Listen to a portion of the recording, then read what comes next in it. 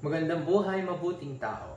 Ako si John Dave Christoph M. Flores mula sa 11 STEM 3. Ngayon ay ating pag-uusapan at sasagutin ang mga tanong na: bakit ginagamit ang salitang amen? Ano ang kahulugan at pinagmulan ng amen sa Biblia?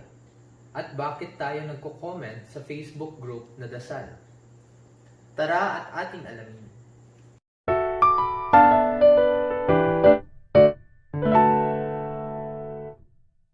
So, bakit ginagamit ang salitang amen? Hindi lamang sa panalangin ginagamit ang salitang amen. Kapag tayo ay pumupuri o sumasamba sa ating Panginoon, ay pwede rin nating banggitin ang salitang amen. Pagpapakita ito na ikaw ay sumasamba at nagpupuri ng tunay. Ang pagsabi o paggamit ng salitang amen ay nagpapakita na ikaw ay sumusunod o nagpapakumbaba sa ating Diyos. Nalaman na natin kung bakit ginagamit ang salitang amen. Ngayon ay ating namang alamin ano ang kahulugan at origin ng amen sa Biblia.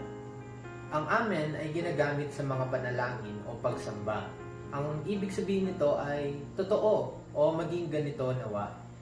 Sa mas madaling salita, kapag binabanggit natin ang amen, nais nating ipahayag na ito ay magiging totoo o ito ay totoo nga. Sa Bagong Tipan, ito ay nagpapakita ng pagkilala sa katotohanan at kapangyarihan ng Diyos. Sa pagsalin nito sa Hebrew at Greek, ito ay truly or so be it. Ang salitang amen ay unang lumitaw sa Lumang Tipan, sa mga aklat ng Deuteronomio at Nehemias. So bakit nga tayo nagko-comment sa ating Facebook group na Dasal? Madalas na ating nababanggit ang amen kapag tayo ay napagpapala, gaya na lamang sa ating YouTube at Facebook page na Dasal. Tuwing nababasa natin ang mga panalangin at salita ng Diyos, tayo ay napagpapala. Kung kaya't tayo ay nagko-comment ng amen na nagpapakita na tayo ay sumasamba at nagpapakumbaba sa ating Diyos. Itinataas natin at pinupuri natin siya.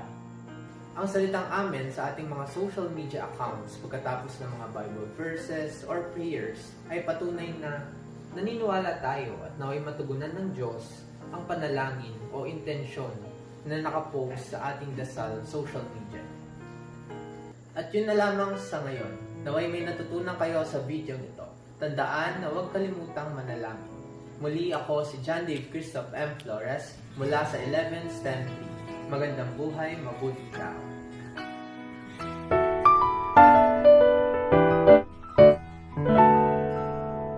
Bless the Lord, oh my soul, oh my soul, worship His holy name.